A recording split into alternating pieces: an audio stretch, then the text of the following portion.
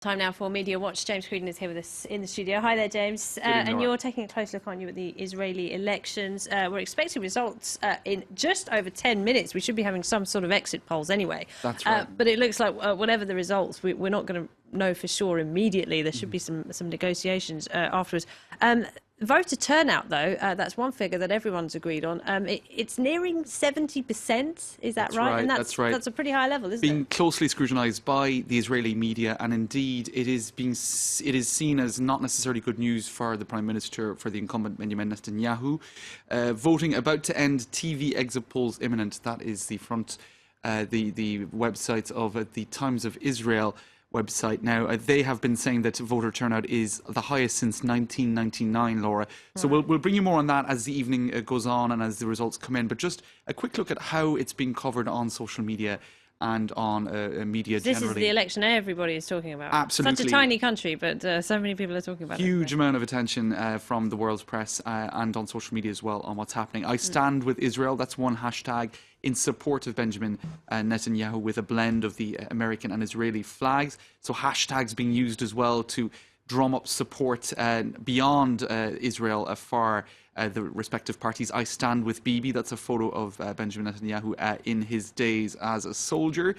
You even have Chuck Norris endorsing Benjamin Netanyahu in an Israeli campaign. I'm not sure if that's helpful or a hindrance, but he's doing it anyway.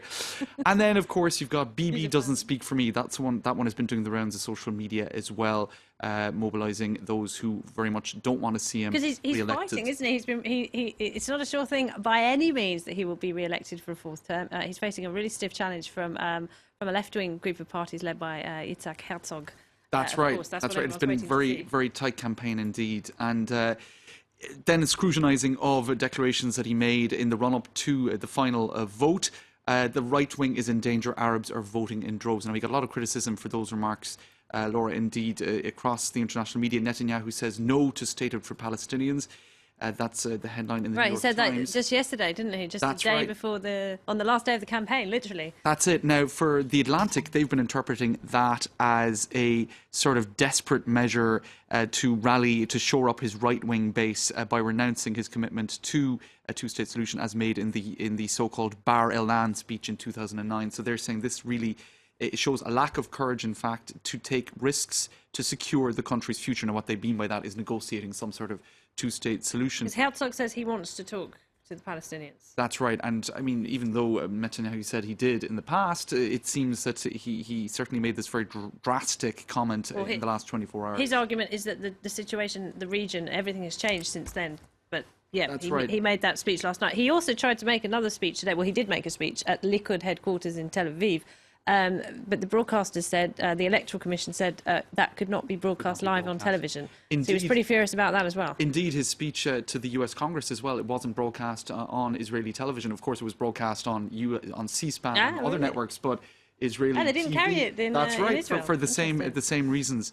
So there you go, lots of coverage of that, Laura. Now, it's interesting to look at, for example, I-24, which is the Israeli international news channel, and other Israeli channels who've been looking at how this has been covered overseas. And they're seeing the extent to which there's a lot of anti-Netanyahu sentiment. Now, this article by Avirama Golan has pretty much done my work for me, so thank you, Avirama Golan. Why the world is so keen for Netanyahu to go now. What they've done is a sort of a press review of the Western media, and they've been looking, for example, at the left-wing daily Libération this morning, which there is a question mark in there, bye Bibi, but with his hand up waving, you get a sense that the newspaper certainly would rather he go. Now, from just a quick look at what they've been summing up on the I-24 website, the British Guardian devoted 4 opinion pieces to sharply critical of Netanyahu, in particular his March 3rd speech to Congress, despite Barack Obama not endorsing that. I don't think you'll find any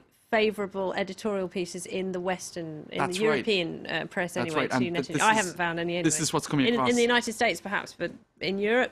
That's right. So from looking at the Guardian's coverage and the Independent's coverage, I-24 is saying, look, this is pretty much negative for Netanyahu. The French media reminded readers sarcastically of his edging forward during the Charlie Hebdo march in Paris, to which he wasn't invited. I suppose you could say Nicolas Sarkozy did a bit of edging forward at that event too. They were all looking elbows everywhere. Frontline media covered. So there you go. There has been a degree of certainly picking up on the negative coverage for Netanyahu in the Israeli media as well, Laura. Blanket coverage around the world on this one, and results in less than 10 minutes now. That's right. More on that. Keep your eyes peeled. All right, James, thank you very much indeed. James Creedon there. He'll be back with us later in our Israeli election special.